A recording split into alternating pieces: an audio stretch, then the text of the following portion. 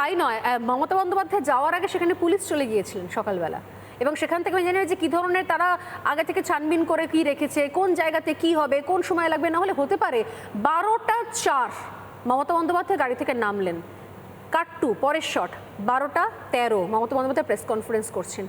9 minute Mayukh, 9 মিনিটের মধ্যে একজন মুখ্যমন্ত্রী 60 65 বছর, আর কয়েকদিন বাদে 70 বছর বয়স হয়ে যাবে, একজন 70 বছরের মুখ্যমন্ত্রী, মহিলা মুখ্যমন্ত্রী 9 মিনিটের মধ্যে তিনি নামলেন। তিনি দুবার 3বার জিজ্ঞাসা করলেন বাড়িটা কোথায়, বাড়িটা কোথায়। তার মধ্যে তিনি গেলেন, লিফটে উঠলেন, ফ্ল্যাটে ঢুকলেন, তিনি ফাইল নিলেন, বেরিয়ে চলে এলেন। 9 মিনিট। ঠিক।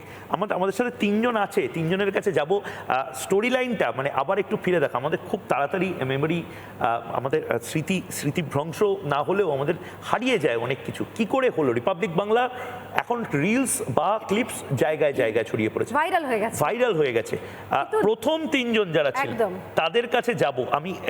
মেঘা প্রথম খবরটা দিয়েছিল, এলিনা ও ইন্দিরা সেই সময় স্পটে ছিল অন্য কারণে, জেপি নাড্ডার জন্য। জেপি নাড্ডা সেদিনকে এসেছিলেন, তার জন্য ওরা সেখানে রিপোর্টিং। কিন্তু মেঘার কাছে যাওয়ার আগে স্বর্ণালী, আমি তোমার সাথে একটু শেয়ার করে নিতে চাই, আমি দর্শকদের সাথে। তুমি যে কথাটা বলছো না 9 মিনিটের, এটাকেও আমরা ভেঙে আমরা কিন্তু দেখিয়েছি। আরেকবার মনে করাচ্ছি, Mamata Bandyopadhyay was in a mission. মানে মমতা বন্দ্যোপাধ্যায়, কেউ ফোনে মমতা বন্দ্যোপাধ্যায়কে বলে দিয়েছিল যে দিদি ওখানে একটা ল্যাপটপ, একটা আইফোন তুমি দেখতে পাবে, এবং নির্দিষ্টভাবে খুব মজার জিনিস যেটা আমরা ব্রেকও করেছিলাম স্বর্ণালী, আরেকবার রিপিট করছি।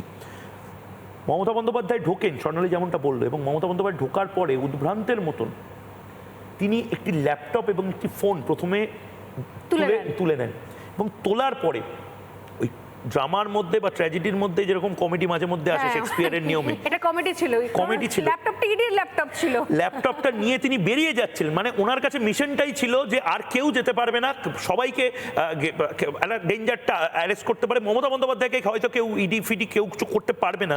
উনি ল্যাপটপটা নিয়ে যাচ্ছেন, তখন ইডির একজন অফিসার বলছেন ইয়ে মেরা ল্যাপটপে। মমতা বন্দ্যোপাধ্যায় তখন, মানে অদ্ভুত, ভাবো তুমি, মমতা বন্দ্যোপাধ্যায় এগুলো কিন্তু একদম ঘরে যারা উপস্থিত এবং চ্যালেঞ্জ করছে, তারা বলছে হ্যাঁ হ্যাঁ হ্যাঁ। উনি বলছেন প্রতীকের ল্যাপটপ কোনটা, উনি নির্দিষ্টভাবে নাকি বলেছেন অ্যাপেলের ল্যাপটপটা কোনটা, এবং তারপর মানে কেউ বলেনি তখন অ্যাপেলের ওই ল্যাপটপ দেখে, আইফোন দেখে তিনি নিয়ে গেছেন। মানে কি আছে ওর মধ্যে? কিছু তো আছে যে ওই আইপ্যাডের বা ম্যাকবুকের মধ্যে মমতা বন্দ্যোপাধ্যায় কিছু একটা জীবনকাঠি তো রয়েছে স্বর্ণালী। এবং সবথেকে বড় কথা হচ্ছে, আমি যেটা আগের দিনও বলছিলাম যে ওই সবুজ রঙের ফাইল দেখেই মনে হচ্ছে গুছানো ফাইল, এমন নয় যে যে কোনো জায়গায় সেই ফাইলটা পড়ে থাকবে। অতএব প্রত্যেক জৈনের সেই বিলাসবহুল ফ্ল্যাটে এক্স্যাক্টলি কোন জায়গায় ফাইল রয়েছে আলাদা করে বলে দেওয়া হয়েছে। মানে চোর জানতো কোথা থেকে কি চুরি করতে হবে, ইনসাইড ইনফো ছিল। এবং চোর এটাও জানে যে সে নিজে আসতে পারবে না, তার একটা মুখ্যমন্ত্রীর ঢাল দরকার। তাই সেই চোর, মাফ করবেন, সেই চোর বলতে হচ্ছে মুখ্যমন্ত্রীকে বলেছেন ফোন করে যে সোজা যাবেন, তারপর ডান দিক বাঁ দিকে যাবে, দেখবে এই যে বড় ঘর রয়েছে সেই ঘরের এই জায়গাতে অমুক ড্রয়ারের এই ফাইলটা রয়েছে, টুকুস করে নিয়ে চলে আসবে। মমতা বন্দ্যোপাধ্যায় ফাইল নিয়ে চলে এসেছেন, যাওয়ার সময়তে ল্যাপটপটাকেও সঙ্গে নিয়ে তুলে নিয়ে চলে এসেছেন, কারণ উনি জানেন যে ওনাকে তো আটকানো যাবে না। আটকাতে গেলে যে ধরনের প্রোটোকল আইন দরকার সেটা লাগু করতে করতে উনি কাজ ছেড়ে বেরিয়ে চলে আসবেন। নানা ধরনের কন্টেন্ট দেখার জন্য লাইক করুন, শেয়ার করুন আমাদের ফেসবুক পেজ, সাবস্ক্রাইব করুন আমাদের ইউটিউব চ্যানেল।